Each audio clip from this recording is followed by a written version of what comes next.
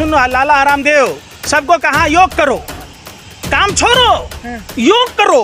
आज सब काम छोड़ दिया तो खुद ही व्यापारी हो गया, काम पकड़ लिया, योग भूल गया।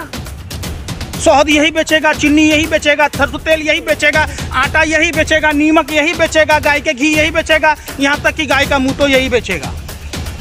फायदा होता है। बोलोगे उस पर, आप नहीं बोलोगे लखीमपुर खीरी की घटना पर, आप नहीं बोलोगे करनाल की घटना पर। आपसे बात की जाएगी कानपुर की, करनाल की, तो आप पहुंच जाओगे काबुल और कंधार। आपसे बात की जाएगी इंदौर की तो आप पहुंच जाओगे इस्लामाबाद। आपसे बात की जाएगी हिंदुस्तान की तो पहुंच जाओगे पाकिस्तान, अफगानिस्तान। आज क्या हो गया देश को?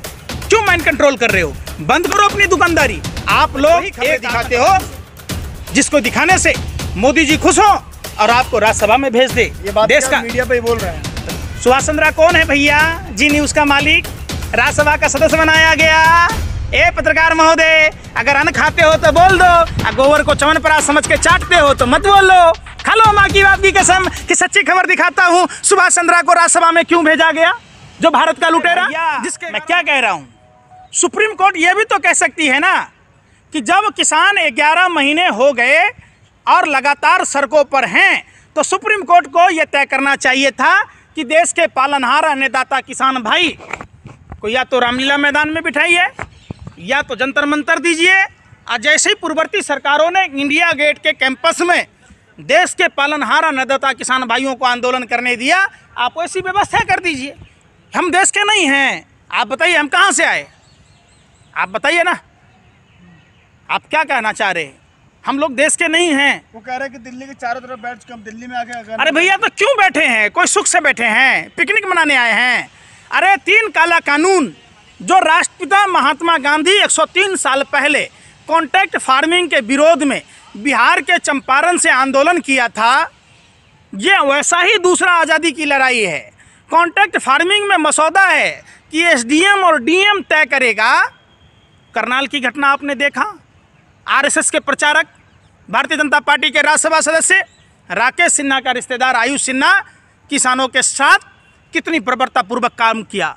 जिस तरीके से साइमन कमीशन के विरोध में असहयोग आंदोलन के समय जालियांवाला बाग में 1200 लोगों की मौतें हुई, 2000 से 2500 लोग घायल हुए, ऐसे ही करनाल में 200 से अधिक किसानों के हाथ पैर तोड़ दिए गए, जो आपके भी पिता की उम्र के थे, उस आयुष सिन्हा के भी पिता की उम्र के थे। तब तो कोई नहीं बोला। आपने देखा होगा जिस कॉन्ट्रैक्ट फार्मिंग का ही नतीजा था कि हिमाचल में सेब के जो उत्पादन करता थे किसान भाई थे, उनके साथ क्या हुआ आपने देखा। इसी 3 काला कानून में जमाखोरी पर से प्रतिबंध हटा दिया गया। 1952 में कानून बना था, जमाखोरी करने पर प्रतिबंध था। ये मोदी सरकार जब अंबानी अडानी के बड़े बड़े ठेक बन गए, सियोल जिसको बोलते हैं अंग्रेजी में, तो वो कानून ले आए, वो भी 5 जून को, आपदा में अवसर बदलने के लिए, और किसी से बातचीत नहीं की गई। जो भारतीय जनता पार्टी भाजपा के सदस्यता अभियान के लिए, सीए एनआरसी के समर्थन के लिए नंबर जारी कर सकती है, तो क्या एक नंबर नहीं जारी करना था कि देश के पालनहार अन्नदाता किसान भाई सुझाव देते? सुप्रीम कोर्ट को यह तय करना चाहिए। रंजन गोगोई की तरह फैसले नहीं होने चाहिए। ये देश के किसान हैं और जिन जमाखोरी पर से प्रतिबंध हटाने की बात हुई, उसका नतीजा देश ने भुगता है कि 2014 से पहले खाद्य तेलों के दाम 60 से 70 रुपये लीटर हुआ करता था। भारत सरकार कहती है, यानी मोदी सरकार कहती है कि उत्पादन में रिकॉर्ड तौर वृद्धि 20% अधिक हुआ। मलेशिया से पाम ऑयल आता था, उस पर प्रतिबंध लगा दिया गया। नतीजा देश के उपभोक्ताओं को भी भोगना पड़ रहा है। क्या भोगना पड़ रहा? 60 से 70 रुपये बिकने वाला खाद्य तेल आज 200 के पार कर गया। तो सुप्रीम कोर्ट इस पर ध्यान नहीं देगी, क्यों? तो क्या लगता है कि सुप्रीम कोर्ट के फैसले के बाद किसानों का क्या रुख होगा, क्या आंदोलन? अरे भैया, आंदोलन का देखिए, देश के किसान भाई सड़क न जाम किया था, न कर रहे, न करेंगे।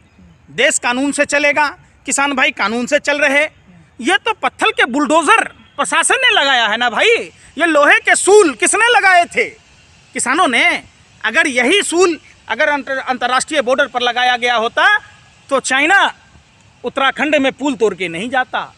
अगर यही सूल लगाए होते गलवान में तो चाइना भारत माँ के फौजों को शहीद नहीं करती। अगर यही सूल लगाए गए होते बॉर्डरों पर तो नेपाल भारत के अंदर आकर घुसकर फायरिंग नहीं करता। बड़ी मीडिया क्यों चला रही है कि किसानों ने रोड जाम कर रखा है, किसान आंदोलन खाली बड़ी करेंगे? मीडिया है किसका?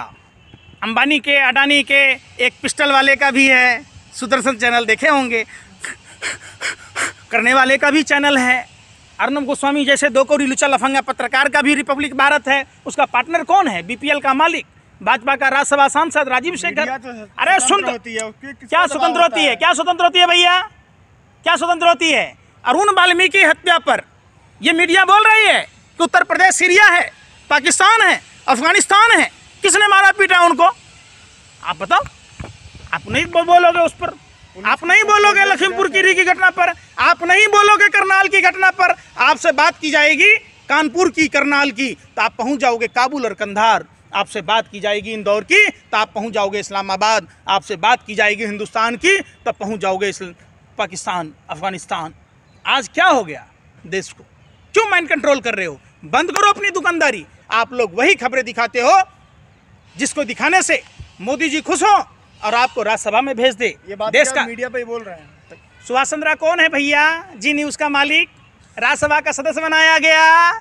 ए पत्रकार महोदय, अगर अन्न खाते हो तो बोल दो, और गोबर को च्यवनप्राश समझ के चाटते हो तो मत बोलो। खा लो माँ की बाप की कसम कि सच्ची खबर दिखाता हूँ। सुभाष चंद्रा को राज्यसभा में क्यों भेजा गया? जो भारत का लुटेरा, जिसके कारण भारतीय बैंक डूब गए हैं?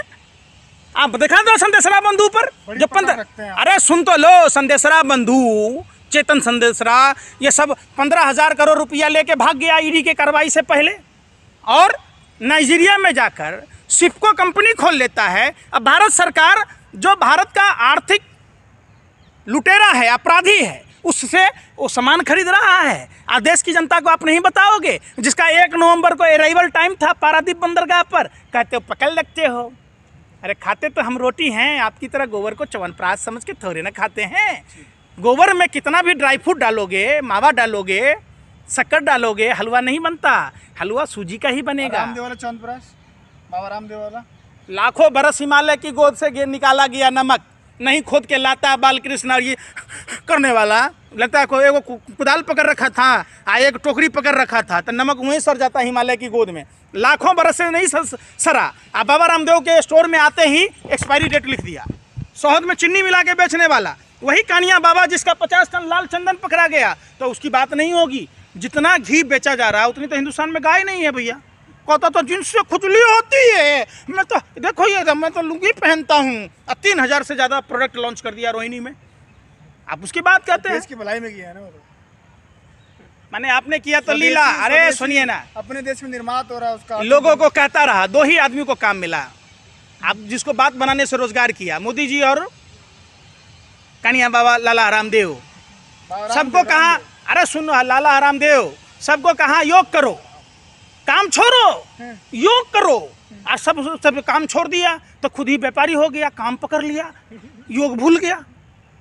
शहद यही बेचेगा, चीनी यही बेचेगा, सरसों तेल यही बेचेगा, आटा यही बेचेगा, नीमक यही बेचेगा, गाय के घी यही बेचेगा, यहाँ तक कि गाय का मुँह तो यही बेचेगा। फायदा होता ना उससे तो। अरे भैया, फायदा होता तो गाय का बच्चा, जानवर का बच्चा अपनी माँ का मूत्र पीता है? वो तो नहीं पीता, वो तो दूध पीता है। उसको, जानवर को पता है कि गाय का दूध, माँ का दूध पीने से पेट भरेगा। अरे अंधभक्तों को कहते हैं मूत्र पीने से पेट भरेगा, तंदुरुस्ती आएगी।